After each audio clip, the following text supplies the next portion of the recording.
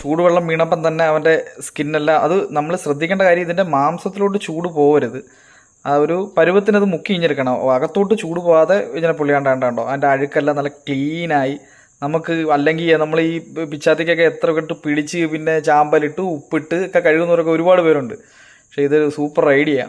ഇത് നിങ്ങൾ ചെയ്യുന്ന നല്ല ഐഡിയ. കാര്യം അകത്തോട്ട് ചൂട് പോകരുത്, ചെയ്യുമ്പം ചൂടുവെള്ളത്തിലിട്ട് വേവിച്ച് കളയരുത്, അത്രയേ ഉള്ളൂ. കാരണം ക്ലീൻ നമുക്ക് കട്ട് ചെയ്യാം. ഇത് ചൂടുവെള്ളമാണ്, പക്ഷെ വെട്ടിത്തിളച്ചതല്ല. ഇത് നമുക്ക് ക്ലീൻ ചെയ്യാൻ ഏറ്റവും എളുപ്പമുള്ളൊരു പരിപാടിയാണ്. തേട് പോലുള്ള മീനുകൾ നമ്മൾ ഈ ചൂടുവെള്ളത്തിലോട്ട് ഈ മീനൊന്ന് നമ്മളൊന്ന് മുക്കും.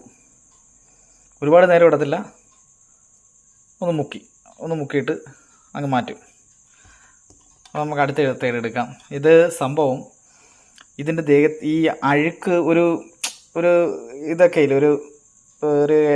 ഒരു വഴുവഴുപ്പൊക്കെ ഇല്ലയോ, ആ വഴുവഴുപ്പൊക്കെ പെട്ടെന്ന് മാറാനായിട്ട് ഒരു എളുപ്പത്തിൽ നമുക്ക് ക്ലീൻ ചെയ്യാനും പറ്റും. ഇത് നമ്മളിപ്പോൾ ഇത് ചെയ്യുന്നതെന്ന് പറഞ്ഞാൽ ഇത് നല്ല ഫ്രഷ് തേടാണ്.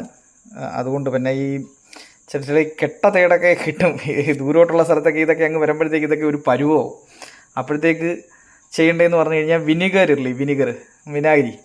വിനാഗിരി വെച്ച് കട്ട് ചെയ്തിട്ട് വിനാഗിരി ഉപയോഗിച്ച് കഴുകുകയാണെങ്കിൽ കുറച്ചുകൂടെ ആ മീൻ ഇച്ചിരി ഫ്രഷ്നെസ്സും ഒരു തിളക്കമൊക്കെ കിട്ടും. ഇതിപ്പം തന്നെ അതിൻ്റെ പുറത്തെ ഇനിയിപ്പം ക്ലീൻ ചെയ്യാൻ വളരെ എളുപ്പമായിരിക്കും.